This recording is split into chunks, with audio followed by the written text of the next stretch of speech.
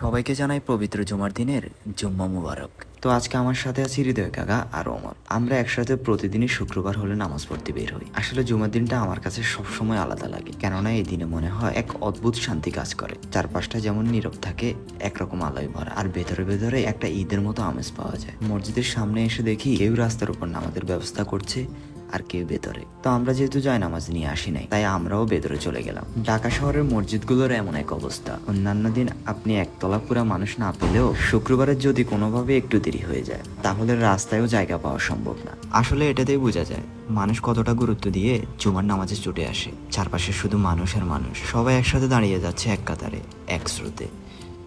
নামাজ শেষ হলে বের হয়ে আমরা একটা দোকানের সামনে দাঁড়াই আর কিছু সিঙ্গারা নিয়ে খাই। তবে এখানে কিছুক্ষণ না দাঁড়াতেই শুরু হয়ে যায় বৃষ্টি। এরপর দৌড় দিয়ে ঢুকে পড়ি এই দোকানের ভিতরে। নামাজের পর এই মুহূর্তগুলো হালকা বৃষ্টির ছোঁয়া আর সিঙ্গারার স্বাদ মিলিয়ে আমাদের জন্য এক বিশেষ অনুভূতি সৃষ্টি করে। এই দিনে মনে করিয়ে দেওয়া হয় দুনিয়ার ব্যস্ততা যতই হোক, আমাদের হৃদয়কে আল্লাহর দিকে ফিরিয়ে আনা, দোয়া করা এবং শান্তিতে থাকার গুরুত্ব কতটা।